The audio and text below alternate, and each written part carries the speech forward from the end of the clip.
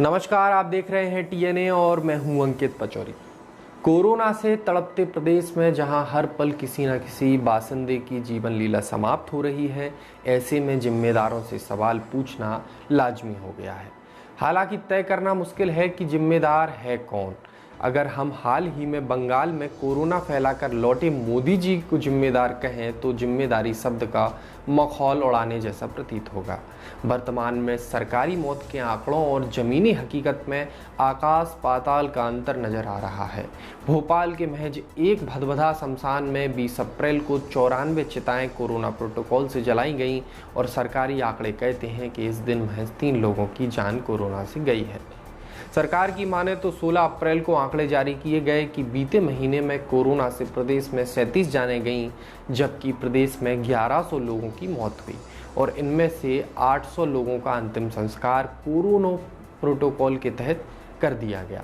मेरा सवाल यह है कि अगर कोरोना से महज 2-4 जानें ही हर शहर में जा रही हैं तो इतनी बड़ी संख्या में लोग मर कैसे रहे हैं? आखिर ऐसा कौन सा संकट है, ऐसा कौन सा काल आ गया है जो इतने सारे लोगों को हड़प रहा है और जो कोरोना से भी 1000 गुना ज़्यादा ताकतवर है? आखिर सरकार आम जन से क्या छिपा रही है? महामारी की दूसरी भयावह लहर न केवल भारत बल्कि दुनिया के लिए भी वायरस के बेकाबू फैलाव से खतरनाक नए स्ट्रेन के उदय का खतरा बढ़ता है। भारत में पहली बार पहचानी गई वायरस की नई किस्म डबल म्यूटेंट अमेरिका, ब्रिटेन सहित कई अन्य देशों में पाई जा चुकी है। भारत की दूसरी लहर का तात्कालिक प्रभाव दुनिया के बाकी देशों में वैक्सीन की सप्लाई पर पड़ा है। संक्रमण बढ़ने पर सरकार ने वैक्सीनों के निर्यात पर रोक लगा दी है।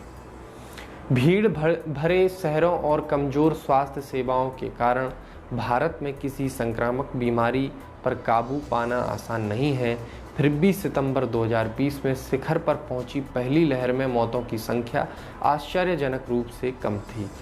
कई अन्य सरकारों के समान इस वर्ष तक महामारी से निपटने में भारत सरकार का रिकॉर्ड खराब नहीं था, लेकिन प्रधानमंत्री नरेंद्र मोदी की अनदेखी और आत्मसंतुष्टि ने स्थिति को नियंत्रण से बाहर होने दिया। जनवरी में मोदी ने सेखी बघारी कि हमने न केवल अपनी समस्याएं सुलझाई हैं बल्कि महामारी से निपटने में विश्व की सहायता की है।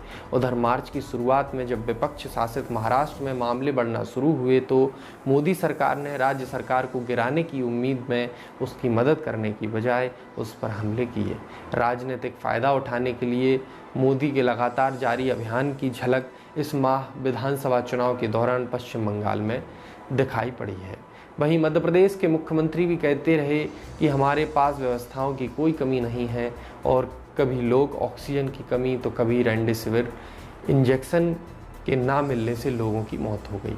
भोपाल के हमीदिया से रेमडेसिविर की चोरी होने प्रदेश सरकार और प्रशासन की बड़ी विफलता है। बड़े स्तर पर इंजेक्शन और दवाइयों की कालाबाजारी भी सब राज्य सरकार की